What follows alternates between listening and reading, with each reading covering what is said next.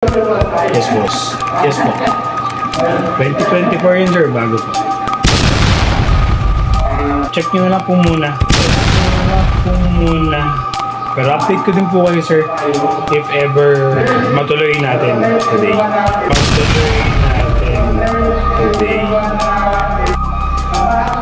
Yes po. 1K odo lang yun, sir, or baka below pa. Oh, kasi bago lang yun, sir, eh. Sir, pang business ko kasi yung budget, pero... Hello sir, pwede ka bang check yung unit?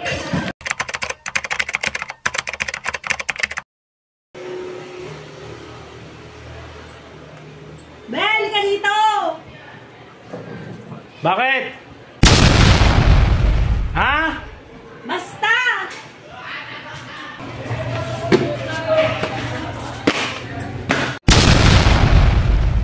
Bakit po? Samahan mo lang ako sa bangko, may kukunin tayo. Ngayon na? Oo. Okay.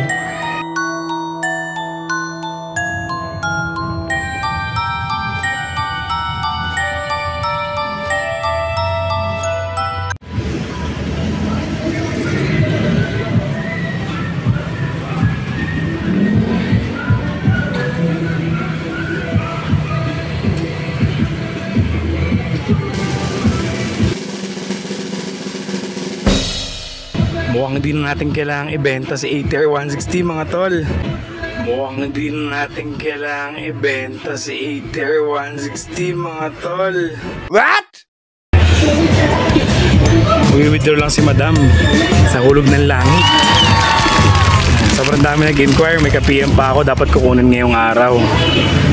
Pero kinausap ko naman si boss, sabi ko, good news and bad news. Good news kasi kikip ko na si ATR, bad news kasi hindi niya makukuha.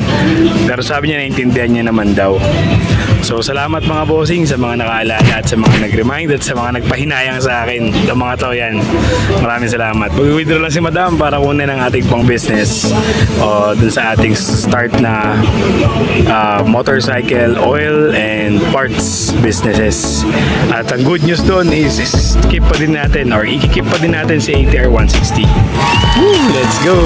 Tuloy ang ligaya mga boss. Pinapakaba pa tayo ni video. Walang laman niya isang ATM. Try natin dito kahit malaki yung bawas. Woo! So tuloy ang vlog update natin sa ating ATR 160. Good thing din talaga at may dumating sa ating good news, grasya para sa ating next business, diba? At di na natin kailangan pakawalan ng pinakamagandang scooter ngayon sa mundo. Charot. Ngayong 2024 syempre, ang ating ATR 160. So tuloy ang long ride natin at vlog natin about that. And then yung ating bagong business, sana suportahan nyo din.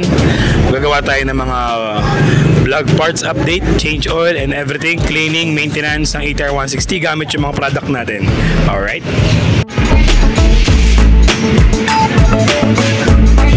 Yan na. Let's go! Di natin bibenta sa ATR. Pasok na sa loob ito bago pa inisip ni madam.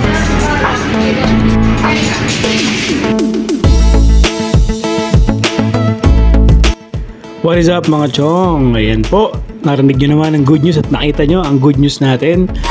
So, same pa din. Tutuloy natin ang update at vlog dito sa unang-unang ATR 160 by QJ Motor. Isa sa pinakamalupit na scooter ngayon sa Pilipinas na napakadaming magandang specs kumpara sa top brand scooters ngayon.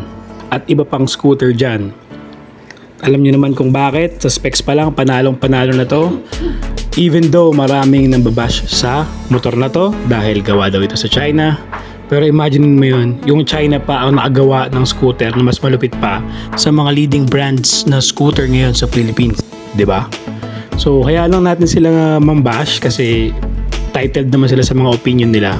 Pero still, yung mga ibang motor ay hindi katulad ng ATR 160. Dahil itong ATR 160 lang naman ng may GPS at phone mirroring na stock makukuha mo sa kasa, naka version 2 rim set na, naka upside down fork pa, adjustable brake lever, 14 amps ang battery, na hindi kaparehas ng kahit anong scooter sa Pilipinas.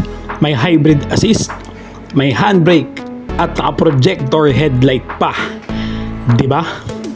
So dun sa nagsasabi na one-sided daw ang vlog ko, bossing, ganun talaga. Wala tayong magagawa. Kailangan nating tanggapin na si Aether 160 ang pinakamagandang scooter ngayon sa market na abot kaya.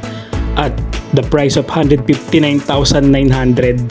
Less 10,000 pa daw sa mga kumuha ng last week ng January to February. Grabe naman. Less 10,000 pa. 'Di ba? Kesa naman sa isang brand na ang hirap makakuha ng cash. Grabe ba? Installment lang ang binibigay, tapos tinataasan pa ng 10,000 ng mga dealership. Dito na tayo, 'di ba? Maging open-minded lang tayo. Parts availability meron naman sa kasa, doon sa mga previous vlog ko. 'Di ba mga boss? So by the way, shoutout sa mga tropa natin diyan na nakakaalala at sumuporta sa atin. Tutuloy na po natin 'to at hindi na po siya for sale. Alright? So let's do this. Ay wait, habol ko lang pala yung ibang specs kasi sobrang dami ng specs nito talaga na maganda eh. Meron din tong dual ABS, yung isang brand, isa lang yung ABS nun. And meron tong TCS, Tire Sensor Safety. Yun yung bago ko na-discover sa kanya dahil sa mekaniko ng Moto Morini na automatic daw hindi ka makakapagtaas ng speed kapag mababa ang hangin ng gulong mo sa likod pag nakabukas ang TCS mo, 'di ba? Parang tire pressure sensor na din. So, isa yun sa pinakamagandang additional specs ng Aether 160. Akalain mo yun? Meron pa siyang ganun.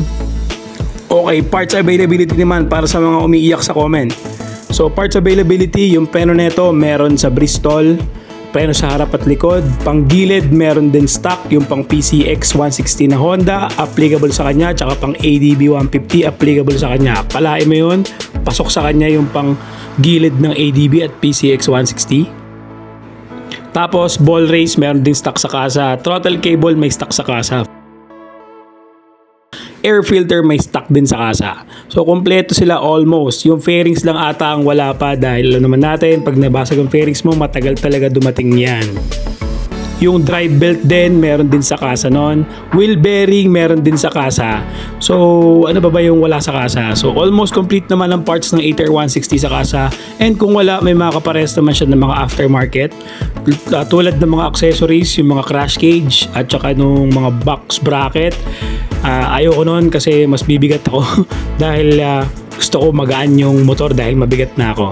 Alright, so kung may nakalimutan ako, comment nyo na lang yung iba na specs. Alright, so shoutout sa Aether 160 Group sa Pilipinas and sa mga nag-comment, sa mga naghihintay ng reservation nila ngayong April, congratulations na agad. And kung may time kayo, mag-message kayo sa FB page ko, vlog ni Kosa, mag-ride tayo dito sa DRT Bulacan dahil dito ako malapit. Ciao! Bye-bye!